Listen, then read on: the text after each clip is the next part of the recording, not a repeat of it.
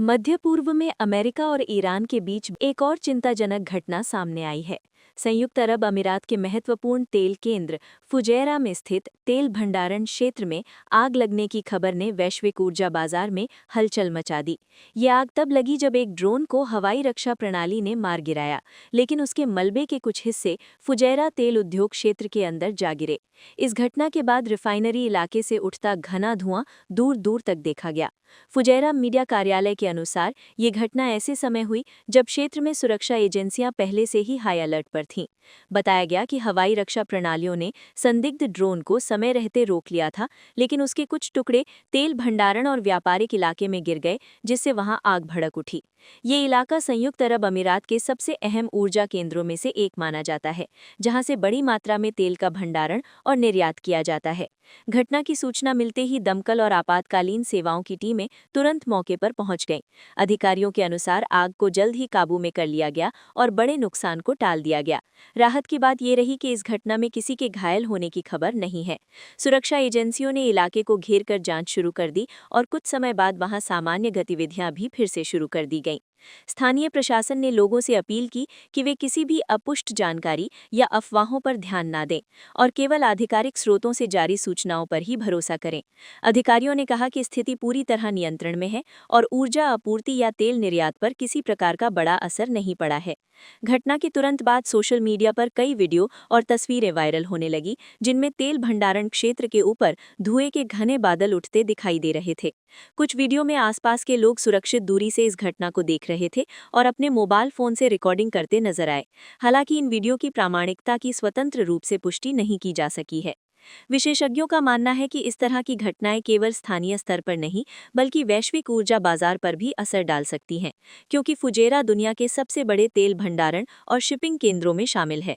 Fujairah तेल उद्योग क्षेत्र संयुक्त अरब अमीरात के पूर्वी तट पर अरब सागर के किनारे स्थित है। ये स्थान रणनीतिक दृष्टि से बेहद महत्वपूर्ण माना जाता है।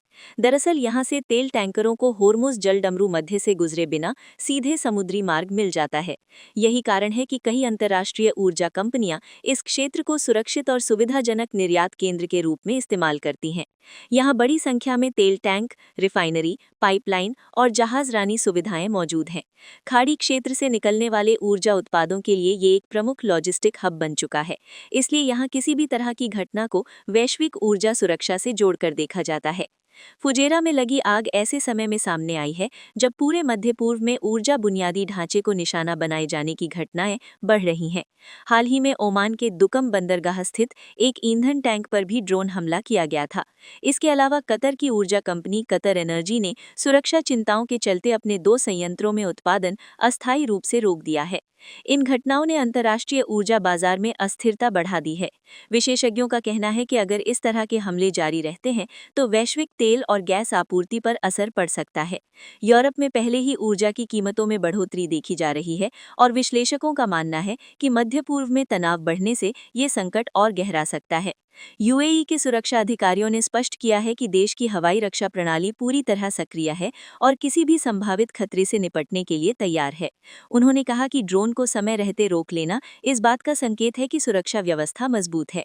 फिलहाल एजेंसियां इस बात की जांच कर रही हैं कि ड्रोन कहां से आया और उसका लक्ष्य क्या था। मध्य पूर्व में जारी भू राजनीतिक तनाव के बीच फुजेरा की ये घटना एक चेतावनी की तरह देखी जा रही है।